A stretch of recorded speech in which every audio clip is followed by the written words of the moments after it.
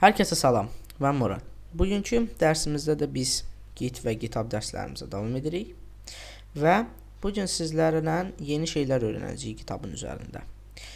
Deməli, bunun üçün bir repoya ehtiyacımız var. Başqasının reposu da ola bilər bu.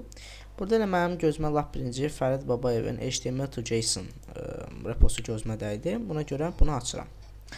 Və burada yuxarıda 3 düymə var. Watch, Star və Fork düymələri. Bunlar nə işə yarayır?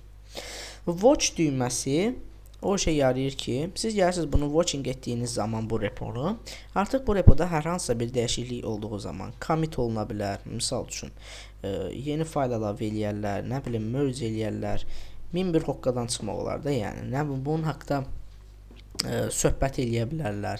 Bu zaman sizdə burada notification şəklində gəlməsi üçün həmin o yeniliklər ümumiyyətlə burada bu hissədə sizə gələcək ki, bəs filan şeydə yenilik olub. Yəni bu tip şeyləri işə yarayır. Siz bunu watch etdiyiniz zaman artıq həmin layihəni izləmiş olursunuz. Necə ki Facebookda falan follow var, burada da həmçinin o şəkildə. Sonra Star var. Star bir növ Facebookda olan like-dır sanki. Deməli, siz proyekti start etdiyiniz zaman o sizin Your Stars bölməsinə əlavə olunur. Yəni ki, bu işarə ilə siz layihəni bəyəndiyinizi sanki bildirirsiniz. O tip bir şeydir. Və burada fork var. Fork nə işə yarayır? Fork isə həmin o layihənin eynisini, həmin o reponun eynisini sizdə də yaradır.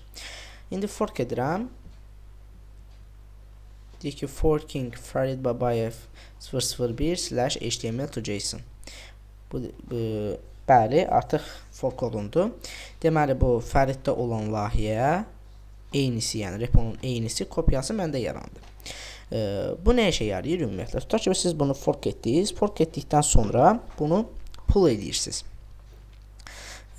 Pull etdikdən sonra isə tutaq ki, bunu layihənizi bu fork etdiyinizi pull etdikdən sonra, öz lokalınıza çəkdikdən sonra müəyyən dəyişikliklər etdiniz. Müəyyən dəyişiklikləri etdikdən sonra yeri push edirsiniz və bunun sahibinə pull request yollayırsınız. Bu şəkildə bunu etmək olar. İndi misal üçün gəlin bunun eynisini özümüz eləyək. Gələk burada new file, new folder eləyək. Tutaq ki, eləyək, adını qoyaq nə? HTML to JSON. HTML to JSON. Bunun git bash'ını açaq. Git bash'ını açdıqdan sonra git init edirəm. Daha sonra git remote add origin yazıram. Ara verirəm. Bu sətri yazdıqdan sonra artıq bizim bu folder həmin bu repoya bağlanmış olur. Daha sonra git pull edirəm ki, həmin o layihədə olan fayllar bizim lokalımıza gəlsin. Və artıq bunlar bizim lokalımıza gəldilər. Status edirəm. Tamamdır hər şey. Gələk kontrol eləyək burada. Gördüyünüz kimi hər şey artıq burada gəldi.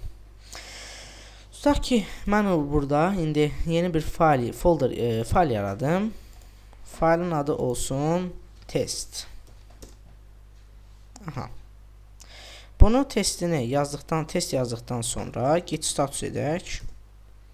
Gördüyünüz kimi git add edirəm. Sonra git commit. Burada test yazıram.